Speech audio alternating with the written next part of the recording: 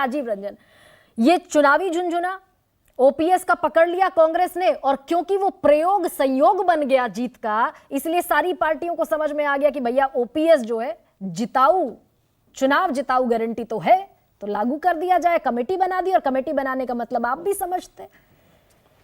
देखिए गर्मा जी, ये ओपीएस और एनपीएस का जो मामला है ये बड़ा तकनीकी है। ये जो राज्य अभी कह रहे हैं कि हम ओपीएस लागू कर रहे हैं, आप ये समझिए 2004 के पहले के लोग तो ओपीएस स्कीम में आते हैं, 2004 के बाद जो लोग नौकरी में आए उनको ओपीएस नहीं मिला, ओपीएस नहीं, उनको एनपीएस।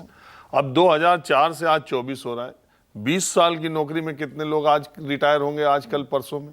ये जो भार है ये ज्यादा 10 साल के बाद पता चलेगा राज्यों को, और अभी जो राजनीतिक फायदे के लिए हो रहा है। अब ये कहना कि राजनीतिक फायदे के, तो इस पे सवाल ये भी है कि 2 लाख करोड़ रुपए खर्च करके 80 करोड़ लोगों को जो राशन देने का फैसला लगातार बढ़ाया जा रहा है, इस दिसंबर महीने में फिर आएगा, तो फिर कोरोना के आधार पर ये 5 किलो राशन जो 80 करोड़ लोगों को दिया जा रहा है, ये क्या है?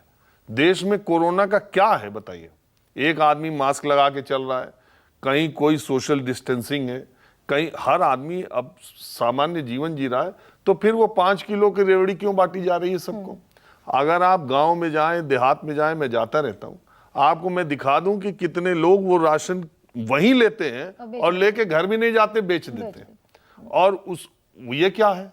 लेकिन आप उसको गर्व से कहते हैं, सरकार है जिसकी उसकी मर्जी, तो वो गर्व से कहते हैं 2 लाख करोड़ रुपए खर्च करके हम सबका पेट भर रहे हैं। आप पेट भर रहे हैं क्योंकि अब वो 2 लाख करोड़ का कोई मतलब नहीं। सरकारी नौकरी करने का आकर्षण क्या है? हमारे देश में सरकारी नौकरी का आकर्षण सबसे ज्यादा है, दुनिया में और जगह नहीं, क्योंकि सोशल सिक्योरिटी, हमारे लोग सुरक्षा की वजह से, एक बार 2008 में जब आर्थिक दौर आया था, उदारीकरण, वो नहीं, आर्थिक मंदी का 2008 में, तो भारत को कहा गया कि ये उस पर उतना असर नहीं पड़ा, क्योंकि यहाँ के लोग बचत, छोटी छोटी बचत में इतना रखते हैं अपना इंतजाम कि उन पे बहुत ज्यादा असर नहीं पड़ा।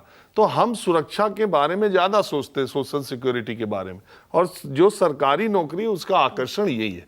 अब ओपीएस एनपीएस की बात आप करती है, देखिए 2004 में जब अटल बिहारी वाजपेयी की सरकार ने यह फैसला किया, तो राज्यों को पहले ऐच्छिक था, वॉलंटरी था, आप चाहें तो इससे जुड़े, नहीं तो नहीं जुड़े। बाद में उसको कंपलसरी किया गया।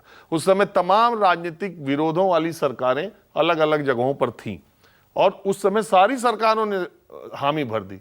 उसके बाद एक अथॉरिटी पीएफआरडीए बनाई गई, उसमें यह हुआ कि कर्मचारियों का जो 10% कट रहा है और 14% जो राज्य मिलाएगा, तो वो पैसा जो कर्मचारियों का कट रहा है वो पीएफआरडीए में जाएगा। ये सारे राज्य जिन्होंने ओपीएस लागू किया है, अब पीएफआरडीए को लेटर लिख रहे हैं कि वो पैसा दे दो, उसका इंटरेस्ट हमको दे दो, हमको राज्यों को देना है।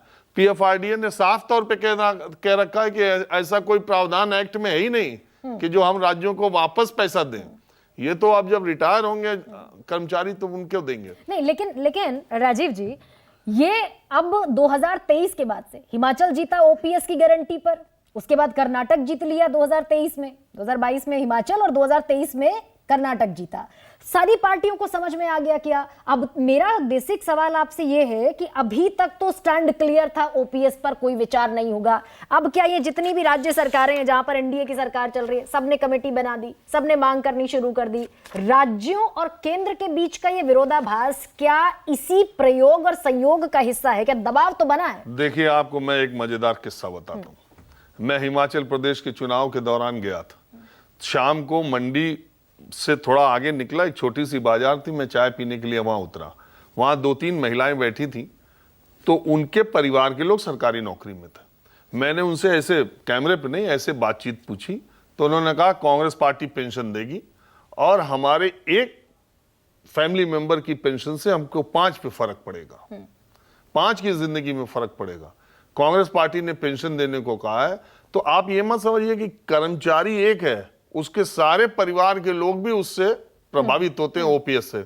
और आप जिन पार्टियों ने जीत हासिल की उनका तो जिक्र कर रही हैं, लेकिन आप ये भूल जा रहे हैं कि उत्तर प्रदेश का जो बड़ा चुनाव हुआ विधानसभा का, उसमें अखिलेश यादव को जो 10 नकार दिया, अखिलेश यादव नहीं, जो अखिलेश यादव को 10% वोट ज्यादा मिले, उसमें ओपीएस सरकारी कर्मचारियों का भी योगदान बहुत ज्यादा है, क्योंकि अखिलेश यादव ने कहा था वो ओपीएस लागू करेंगे। हाँ। तो मूल बात ये, यही पार्टी, यही सरकार अगर 3 महीने, 4 महीने, 6 महीने बाद उसे लगता है कि ओपीएस ये अमोघ शस्त्र है जिससे चुनाव जीता जा सकता है, तो फिर ये सरकार भी रिव्यू करने के लिए तैयार हो जाएगी। अर्थव्यवस्था पर